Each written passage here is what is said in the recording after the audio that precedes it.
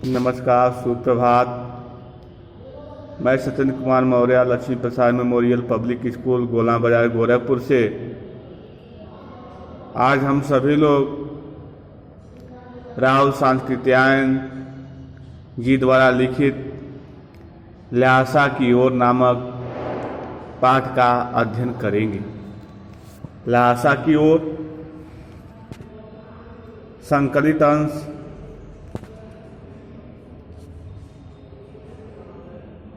राहुल जी की प्रथम तिब्बत यात्रा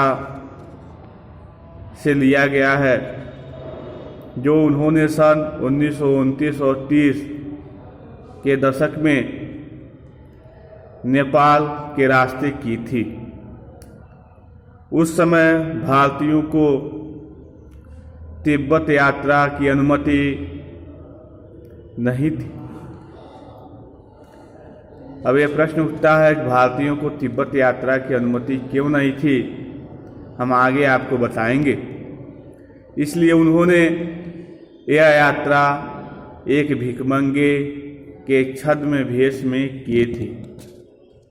तो फिर वह भारतीयों को जब प्रतिबंध था, वह तिब्बत की यात्रा नहीं कर सकते हैं, तब ऐसे स्थिति में लोग नाना प्रकार के वेशभूषा बनाकर तिब्बत की यात्रा करते हैं। ऐसे स्थिति में जो लेखक राहुल सांस्कृत्यायन जी हैं, वह अभी एक भिखमंगे का वेश धारण करके ल्हासा की यात्रा करने का दृढ़ निश्चय करते हैं। इसमें तिब्बत की राजधानी ल्हासा की ओर, तिब्बत की राजधानी जो है कहाँ है, ल्हासा की ओर जाने वाले दुर्गम रास्ते। अब दुर्गम रास्ते क्यों कहा गया है? काफ़ी लंबी ऊंचाई थी, चढ़ान था, पहाड़ी जैसा रास्ता था, इसलिए दुर्गम रास्तों का वर्णन उन्होंने बहुत ही रोचक शैली में किया है। इस यात्रा वृतांत से हमें उस समय के तिब्बती समाज के बारे में भी जानकारी मिलती है। यह रचना के माध्यम से यात्रा के दौरान होने वाले नाना प्रकार के कठिनाइयों के साथ ही साथ हमें उस तिब्बती समाज के बारे में भी हमें जानकारी मिलती है कि किस तरह का उस समय का तिब्बती समाज था और किस तरह के लोग तिब्बती समाज में रहन सहन या उनकी जीवनचर्या थी। इस बात को केंद्र में रखते हुए राहुल सांस्कृत्यायन जी ने इसमें लिखने का प्रयास करते हैं। वह नेपाल से तिब्बत जाने का मुख्य रास्ता है। कौन नेपाल से तिब्बत जाने का मुख्य रास्ता है? वह है ल्हासा की ओर। फरी कलिट पोर्ट का रास्ता जब नहीं खुला था तो नेपाल ही नहीं, हिंदुस्तान की भी चीज़ें इसी रास्ते तिब्बत जाया करती थीं। यह व्यापारिक ही नहीं, सैनिक रास्ता भी था।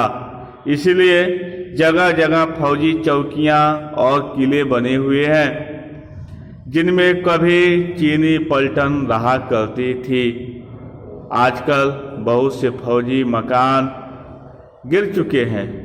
दुर्ग के किसी भाग में जहाँ किसानों ने अपना बसेरा बना लिया है, वहाँ घर कुछ आबाद दिखाई पड़ते हैं। ऐसा ही परित्यक्त एक चीनी किला था। हम वहाँ चाय पीने के लिए ठहरे। तिब्बत में यात्रियों के लिए बहुत सी तकलीफें भी थी और इस तरह से लेखक ये कहते हैं कि चीनी पलटन रहा करती थी। चीनी पलटन मतलब चीनी सेना की एक टुकड़ी भी रहा करती थी। आजकल बहुत से फौजी मकान गिर चुके हैं। दुर्ग के किसी भाग में जहाँ किसानों ने अपना बसेरा बना लिया है, वहाँ घर बहुत आबाद दिखाई पड़ते हैं। ऐसा ही परित्यक्त एक चीनी किला है। हम एक चाय पीने के लिए ठहरे। तिब्बत में यात्रियों के लिए बहुत सी तकलीफ़ें भी हैं और तिब्बत में जो यात्रीगण हैं उनके लिए बहुत सी तकलीफ़ें हैं। अब वो कौन सी तकलीफ़ें हैं? क्योंकि वहाँ के जो रास्ते हैं अत्यंत कंकरीले हैं, पहाड़ी जैसे रास्ते हैं, बर्फबारी हमेशा होती रहती है, ठंडा मौसम होता है, दूसरे भाषा भाषी क्षेत्रों के लोग होते हैं, साथ ही साथ वहाँ असुरक्षा का माहौल भी है। चीनी सेना हमेशा उसको घेरे हुए है, लूटपाट इत्यादि का भी बहुत बड़ा वहाँ पर भय बना रहता है। हमारा सवाल से तकलीफ़ें भी है, कुछ आराम की बातें भी। वहाँ जात पात छुआछूत का सवाल ही नहीं है, लेकिन वहाँ एक बहुत बड़ी विशेषता है। क्या? जात पात छुआछूत नामक जो सामाजिक कुरीतियाँ हैं वह हमें वहाँ पर देखने को नहीं मिलती। फिर न औरतें पर्दा ही करती हैं। बहुत निम्न श्रेणी के भिखमंगों को लोग चोरी के डर से घर के भीतर नहीं आने देते। बहुत निम्न श्रेणी के भिखमंगों को लोग चोरी के डर से घर के भीतर नहीं आने देते। वहाँ इस तरह का माहौल है, चोरी की इस तरह की वारदातें घटनाएं होती रहती हैं कि निचले दर्जे के भिखमंगे को भी लोग अपने घरों में नहीं आने देते। नहीं तो आप बिल्कुल घर के भीतर चले जा सकते हैं, नहीं तो आप बिल्कुल, लेकिन अन्य लोगों को घर के भीतर एकदम जाने की आज़ादी है। चाहे आप बिल्कुल अपरिचित हों तभी घर की बहू या सास को अपनी झोली में से चाय दे सकते हैं। फिर बहुत अपरिचित हैं, फिर भी वहाँ की बहुएं, वहाँ की सासें आपकी झोली में अर्थात आपको चाय पिला सकती हैं। वह आपके लिए उसे पका देंगी। मक्खन और सोडा नमक दे दीजिए, वह चाय जोड़ी में कूट कर उसे दूध वाली चाय के रंग के बना के मिट्टी के टोटीदार बर्तन में रख के आपको दे देंगी। इस तरह से कच्चे बर्तनों में वह आपको चाय पिला देंगे। इस तरह का वहाँ माहौल है। यदि बैठक की जगह चूल्हे से दूर है और आपको डर है कि सारा मक्खन आपकी चाय में नहीं पड़ेगा, तो आप खुद जाकर जोड़ी में चाय मत कर ला सकते हैं। चाय का रंग तैयार हो जाने पर फिर नमक मक्खन डालने की ज़रूरत होती है। और इस तरह से राहुल सांकृत्यायन जी बताने का प्रयास करते हैं। इतनी ज़्यादा वहाँ पर क्या है? ईमानदारी। फिर परित्यक्त चीनी किले से हम चलने लगे।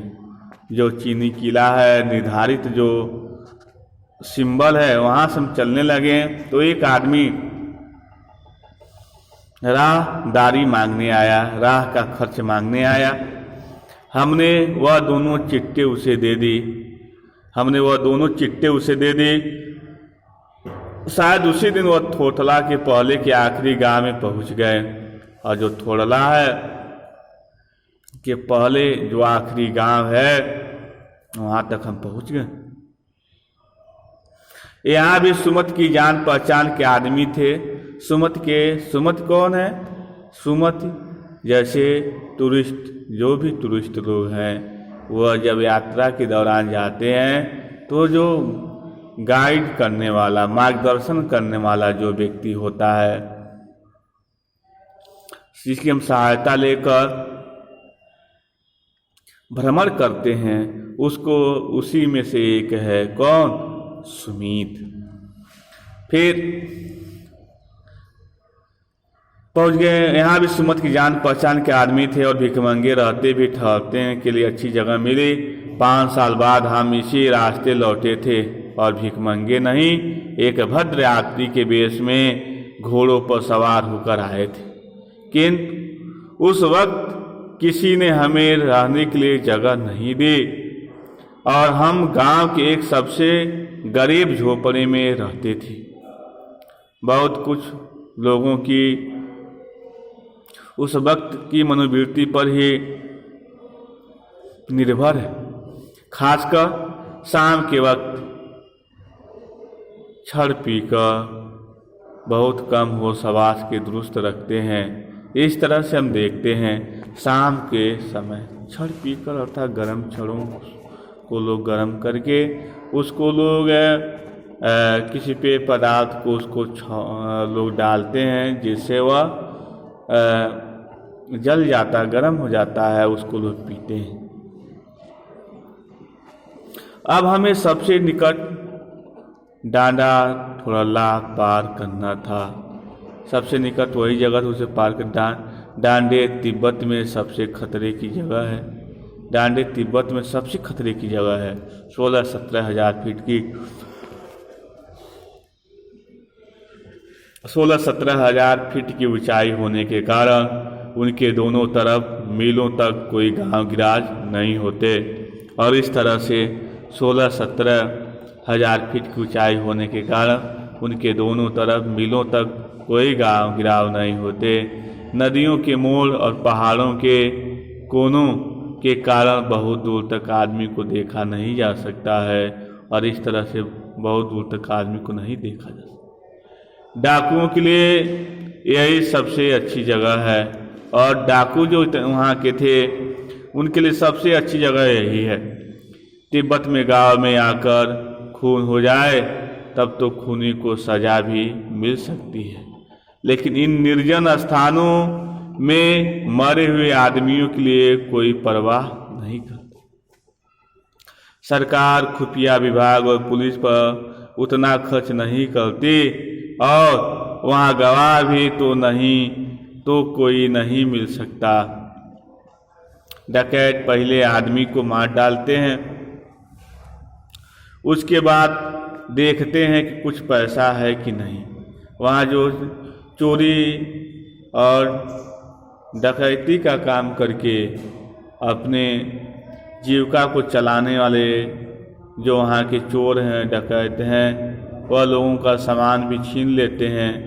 जो आनाकानी करता है, जो ज़बरदस्ती करता है, तो वह किसी भी हद तक गुजर जाते हैं और व्यक्ति को मार भी डालते हैं। फिर डाकुओं के लिए यहाँ सबसे अच्छी जगह है तिब्बत में। गांव में आकर खून हो जाए तब तो खूनी को सजा भी मिल सकती है, और इस तरह से यहाँ की शासन व्यवस्था इस तरह से है कि खून करने वाले व्यक्ति को भी किसी प्रकार की सजा नहीं मिलती। लेकिन इन निर्जन स्थानों में मरे हुए आदमियों के लिए कोई परवाह नहीं करता। इन निर्जन स्थानों में मरे हुए आदमियों को कि कोई परवाह नहीं करता। सरकार, खुफिया विभाग और पुलिस कर उतना खर्च नहीं करती, और वहाँ गवाह भी तो नहीं मिल सकता। डकैत पहले आदमी को मार डालते हैं, उसके बाद देखते हैं कि कुछ पैसा है कि नहीं। अगला है कि हथियार का कानून न रहने के कारण जो वहाँ पर जो हत्याएं होती हैं बड़े सामान्य स्तर की होती हैं। डाकू का जिनका वो व्यवसाय होता है, लोगों की वस्तुओं का चोरी करना, लोगों के सामान को लूटना, इस तरह से किसी भी हद तक वह लोग गुजर सकते हैं। वह व्यक्ति को मार भी सकते हैं और ज़बरदस्ती उनके सामान को ले भी लेते हैं। फिर हथियार का कानून न होने के कारण तिब्बत सरकार के द्वारा किसी प्रकार का हथियार का कानून न बनने के कारण, हथियारों पर प्रतिबंध न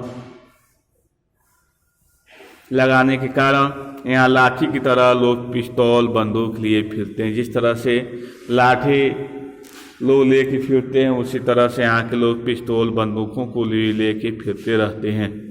फिर डाकू यदि जान से न मारे तो खुद उसे अपने प्राणों का खतरा है। डाकू यह सोचता है कि हम नहीं मारेंगे जान से तो उसके प्राणों को खुद खतरा है, उसे लोग खुद मार डालेंगे। गांव में हमें मालूम हुआ कि पिछले ही साल थोड़ा के पास खून हो गया।